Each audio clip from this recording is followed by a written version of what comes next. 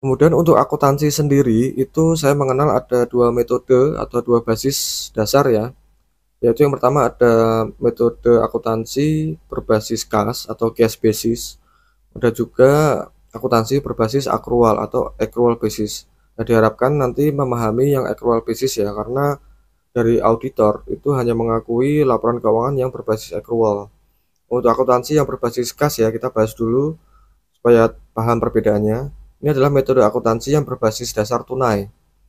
Artinya, pendapatan perusahaan diakui saat pembayaran diterima dan pengeluaran bisnis perusahaan akan diakui saat mereka dibayar. Metode akuntansi kas ini dapat disebut sebagai metode dasar tunai. Oke. Sayangnya, metode akuntansi kas memiliki kelemahan, yaitu menghasilkan gambaran keseluruhan keuangan Anda yang tidak akurat. Beberapa studi kasus mengungkapkan bahwa terkadang pemilik usaha yakin memiliki arus kas yang sangat tinggi di bulan ini, padahal sebenarnya itu adalah hasil dari pekerjaan bulan lalu. Ini supaya lebih paham, saya beri contoh ya, yang saya maksud dengan laporan atau sistem akuntansi berbasis kas ya. Ini ada contoh kasus satu.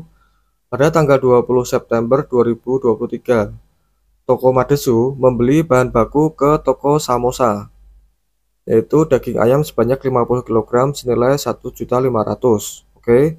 Kemudian pembayarannya kredit tempo 14 hari. Artinya belum menerima uangnya, tapi sudah menerima barangnya ya. Karena sistem pencatatannya berbasis kas, maka pembelian bahan baku tersebut tidak dicatat sebagai pembelian karena belum ada pengeluaran kas ya. Dalam hal ini seolah-olah tidak ada transaksi pembelian dan tidak ada pencatatan hutang pada laporan keuangannya. Sampai sini paham ya? Kemudian selanjutnya masih pada contoh kasus yang sama, ini di tanggal yang berbeda. Dari ayam tersebut terjual sebanyak 50 kg atau semua tadi yang dibeli ya, senilai 2 juta.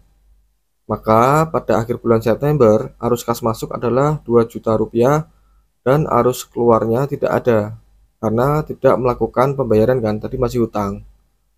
Nah, hal ini akan membuat seolah ada keuntungan nih sebesar 2 juta, maka keuntungannya dilihat berdasarkan kas masuk dikurangi kas keluar pada bulan September ini tidak akurat. Ini saya buatkan bagannya.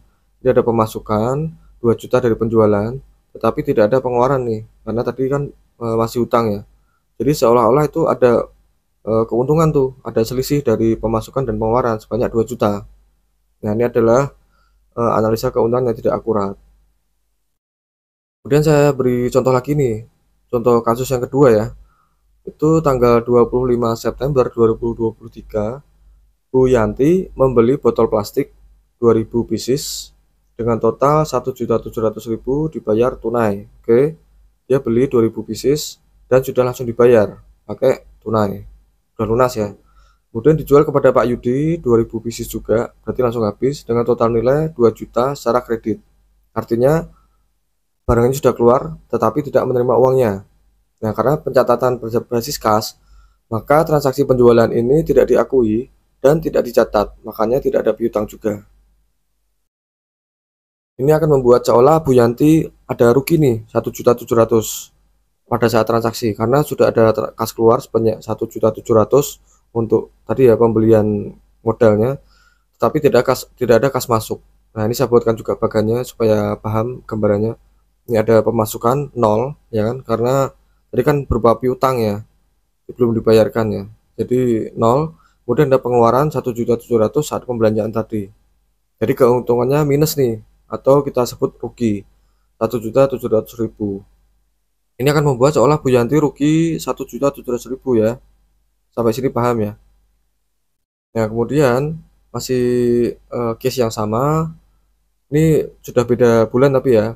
Ini di tanggal 2 Oktober 2023. Tadi Pak Yudi kan masih hutang ya dengan Bu Yanti sebanyak 2000 pieces botol plastik senilai 2 juta. Nah, ini dibayarkan tunai pada tanggal 2 Oktober.